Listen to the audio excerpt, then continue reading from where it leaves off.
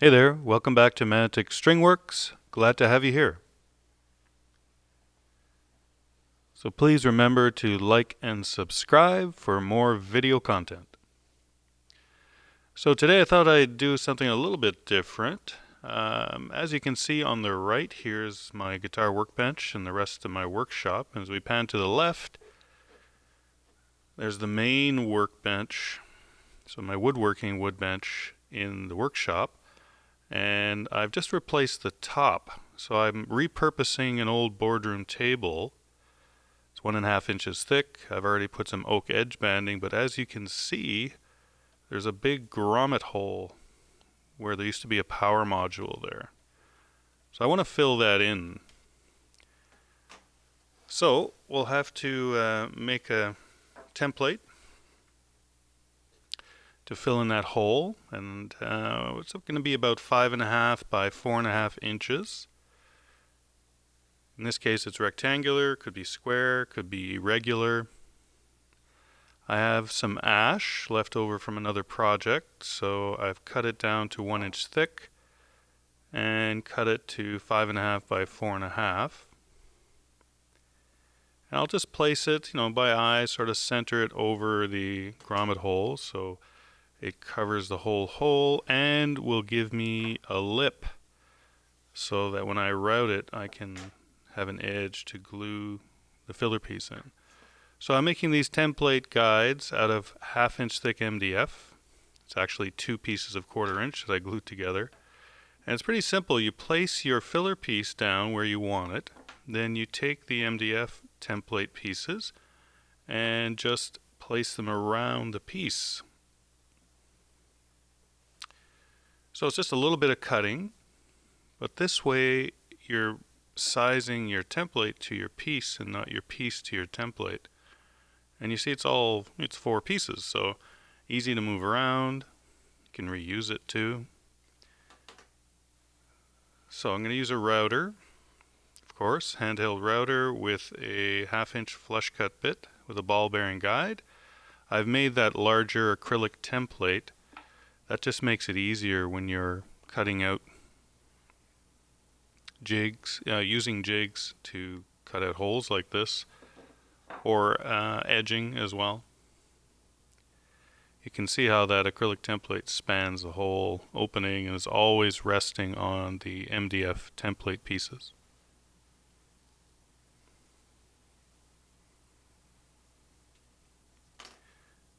So easy as sticking these down with double-sided tape. Nothing fancy. And again, what's nice about this template is that you put your tape down, put your piece down, and then push your filler piece up to it. So you know it's always going to be flush and it'll be the right size. No measurements required. And pretty simple like that. This double stick tape works really well. I just got it actually off Amazon. I think it's called Intertape. It's a paper double stick tape, so it's nice and thin, but it sticks well. So you just line up your template pieces up against your filler piece and then push them down and they'll stick. And then you just have to continue the process right around your filler piece. Again, using your filler piece as the guide. Don't mark anything, you don't have to measure anything.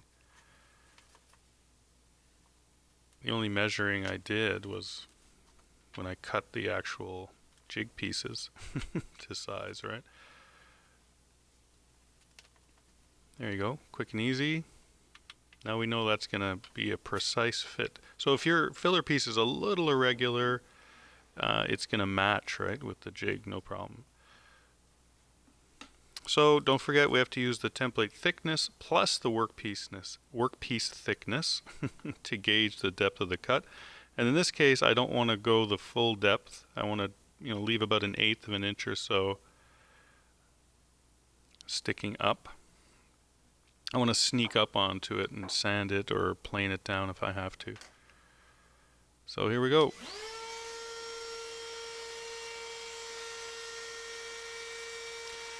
slow and easy here. Don't rush it with the router.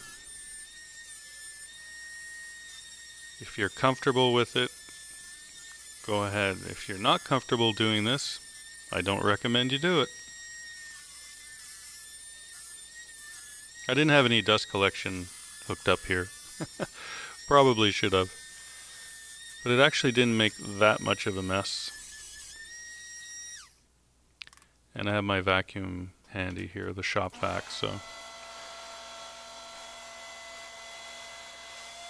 I just do like one side, and then I clean up, and then just do the next edge, and then the following edge, and so on.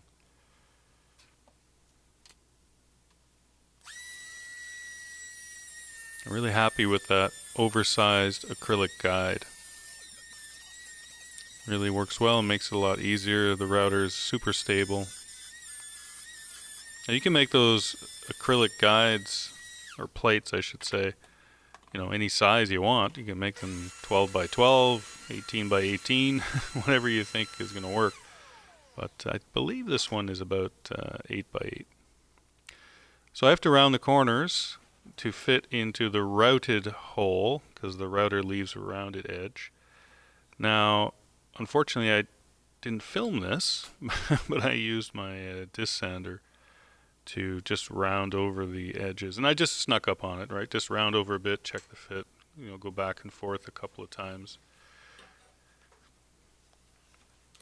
So just pop off the template pieces. Come off pretty easy. The tape comes off nicely. It doesn't leave any residue. Nothing I could feel, to be honest. Simple as that. Now I have actually another tabletop that has the same grommet hole in it that I'm going to use for a table saw outfeed table.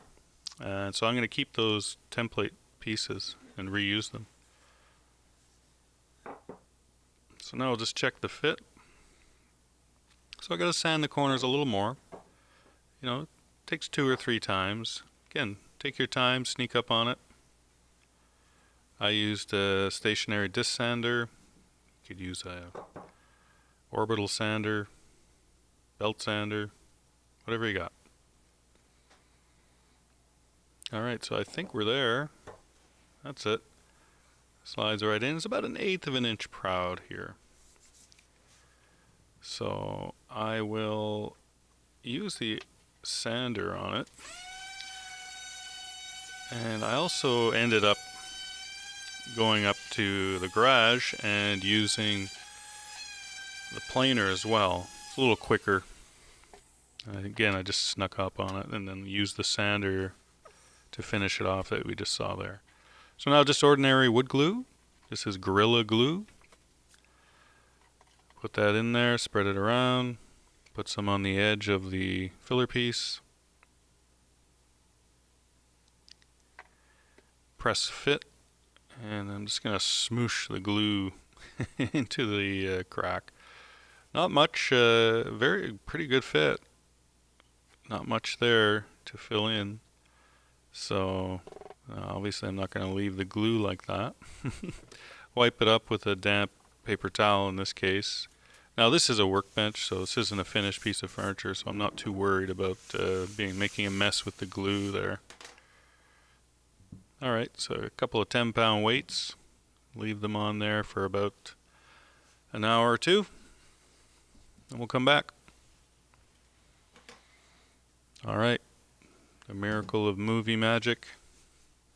2 hours later, everything's good. So, I'm just marking the edge of the filler piece and the tabletop because this is a very thin wood veneer.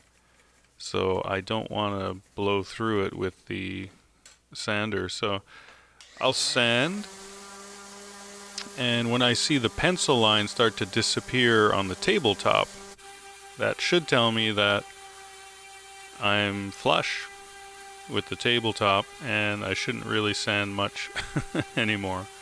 So I'll do that for a few minutes. Worked really well. Good little tip.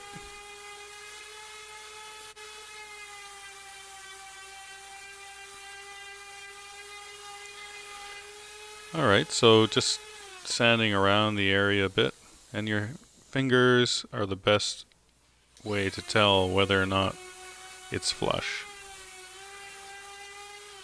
You know right away. So that's looking good.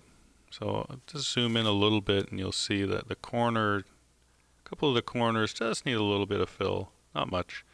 So I use CA glue, and then when you sand it, the wood dust from sanding will combine with the CA glue in the crack and form a really nice seal there.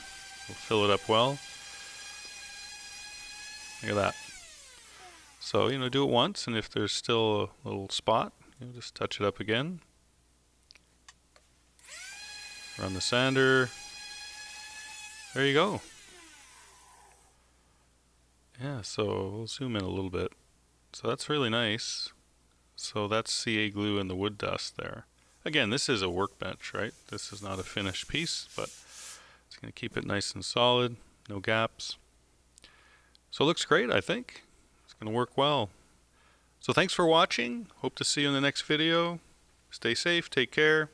Bye for now.